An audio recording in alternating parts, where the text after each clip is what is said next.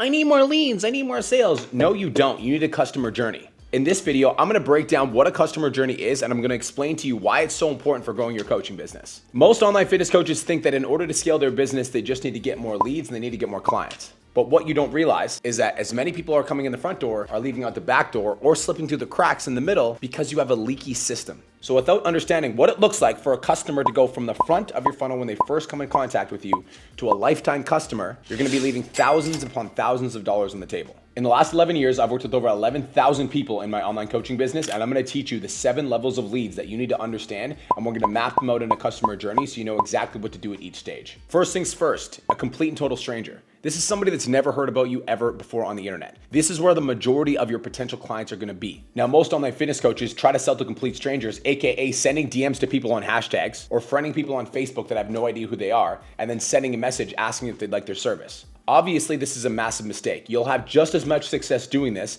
as walking up to a barista at Starbucks and asking her if she wants to buy your online coaching program. We need to understand this part of the customer journey, the complete and total stranger, and know that our job is not to sell to them. Our job is to get our message in front of them so they can meet us for the first time. From complete stranger, the next stage is a cold lead. A cold lead is defined as somebody that has just got introduced to you and your message. This person could be somebody that really needs your help, but because they're just getting to know you, they're not as interested in buying. This is someone who's in our network but isn't engaging with our content, someone we've recently friended on Facebook, a new follower on Instagram, someone who responds to an ad, or somebody that comments on our TikTok. Now, I want you to imagine meeting somebody for the first time and the first thing that they say is, "Hey, what's going on, Nick? My name's Brian. You wanna buy my shit?" Now, of course, that's super awkward and feels super weird, but many of us do that with our online coaching business. As soon as somebody comes into our following, we're like, "Hey, Nick, thanks so much for the follow. Do you wanna buy my stuff?" Now, obviously, we should engage with these people and start a conversation, but our intention should not be to sell these people because these people are new to our audience. Our intention should be to message these people and to see if there's any sort of interest. Now, here's a rule of thumb, and I want you to write this down.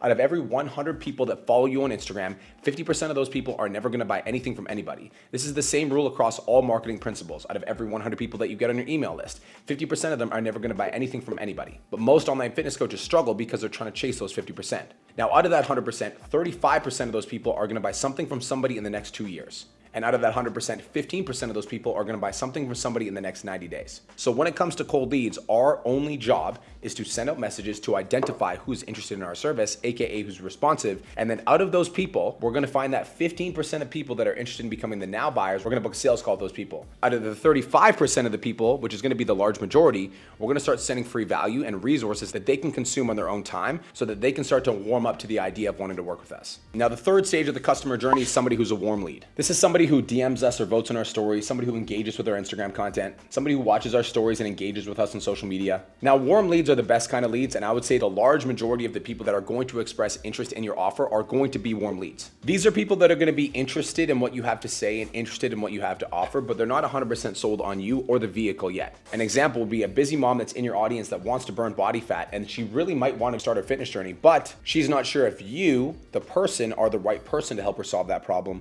or she's not sold on the vehicle, AKA the way that you were going to help her lose that fat. She still might be interested in losing fat, but she might not be sold on you or the vehicle that you're using to lose that fat. Now, our job with warm leads is to book sales calls with these people. Our job with warm leads is not to try to sell these people anything in the DMs. Our job with warm leads is not to give a bunch of information about what we offer in the DMs. The only thing that you want to do with warm leads is get them booked into the sales calendar using the DM script. Also, this is a side note. If you don't know what the DM script is, you can watch this video right here. Write this down and don't forget, write this in the comments actually. The DMs are for booking the call. The call is for selling the program. Now, the next stage of the customer journey is called a hot lead. So we go from stranger to cold to warm to hot. Somebody that is a hot lead is somebody that is interested in buying. This is somebody that's been watching you on social media for the last few years, or maybe they saw an ad that you posted and they send you an inbound love letter, or maybe they applied for your coaching program directly, or maybe they just shot you a message and being like, "Yo, Nick, I really want to work with you. I've been watching for a long time, etc., etc." These are people that we need to get booked into the calendar immediately.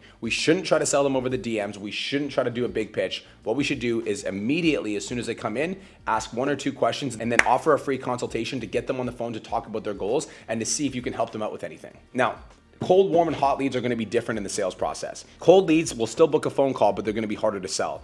Warm leads are going to book a phone call and they're going to be pretty easy to sell. Hot leads are going to book a phone call and they'll be very likely to buy. And if you want the phone script to convert these leads, you can check that out right here. So when we think about the customer journey as a 7-step process, we've talked about the first 4 steps. These 4 steps are where most people spend a majority of their time on. And this is why the majority of online coaches that ever start never get to $10,000 a month. But the top 1% of online fitness coaches, the ones that scale to $10,000, $20,000, $50,000 a month, like some of the clients that you see here, they focus on what happens after the sale. And so the 5th stage of the customer journey is somebody that becomes a buyer. Now we really need to pause and have a conversation about this, because when somebody makes the decision that they're going to take their hard-earned money out of their pocket and put it into yours, that's a big transaction. You got to think about it. If you're selling a $1,000 online coaching package, some people will have to work for an entire week. So that's 40 hours worth of their life that they spent to earn that money to hand it over to you. Now, most online fitness coaches don't have reverence or appreciation for that. And so when somebody signs up for the program, they do the meal plan, they do the training plan, they send them on their way, they check in with them once a week,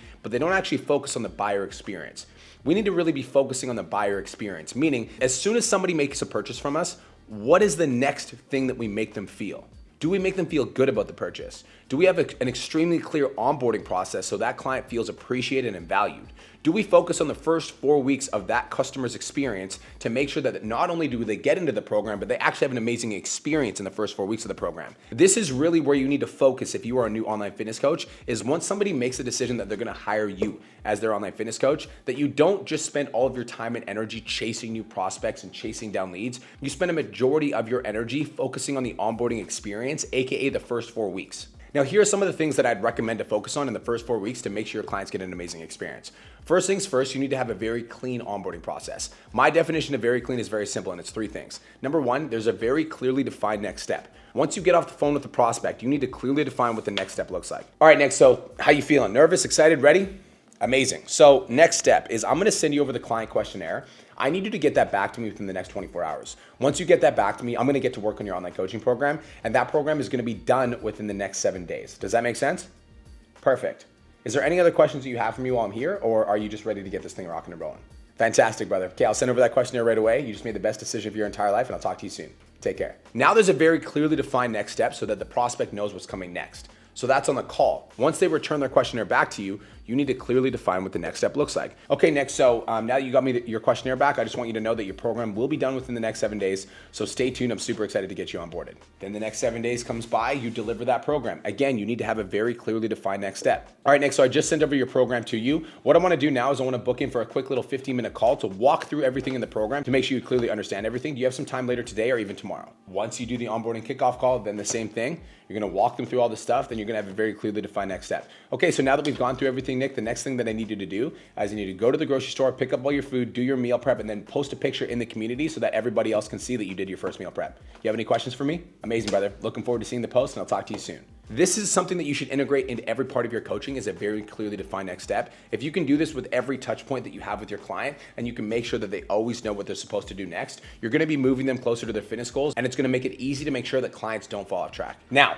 let's talk about the first 4 weeks, what you need to focus on to make sure that your clients have an amazing experience. When you send a client right away, add them into your Facebook group and get them to introduce themselves right away. This is going to cause the client to have emotional buy-in. The reason that this is super important is because if the client has emotional buy-in before they get their questionnaire back to you, this is basically going to be a micro commitment from the client to the group. Not only that, you also want to get your other group members to welcome that client to the group so that the client feels seen and appreciated as soon as they join the group and they spend their hard-earned money. Now, within the first 4 weeks of the coaching program, once you get their program done, you do your kickoff call. The next thing that's really important to make sure that the client gets amazing experience is you need to make sure that they're checking in for their workouts, especially in the first 4 weeks. If at any point you notice your client not submitting their check-ins or not doing their workouts in the first 4 weeks, you need to get them on it. Whether that be a text message, an Instagram message, a phone call, you need to make sure that your clients are compliant in the first 4 weeks, because if the client doesn't get results in the first 4 weeks, the likelihood that they will want to continue beyond the first 4 weeks is small, and the likelihood that they will renew at the end of the program is small because they're going to feel like they wasted their time in your program because they didn't get the result.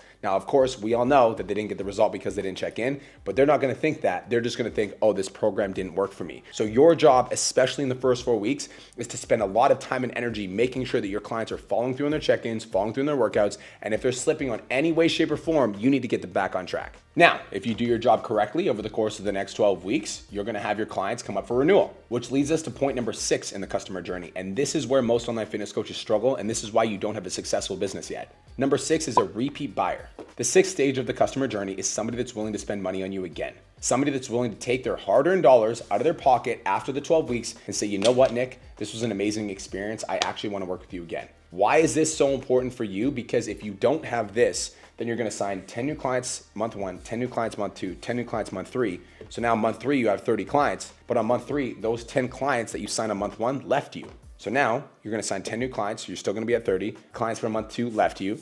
10 new clients, month 4, there's new clients left you, and you just keep repeating the same cycle. And this is why most online coaches never get to $10,000 to $20,000 to $50,000 a month, because all the new clients you're signing are leaving at the end of their program.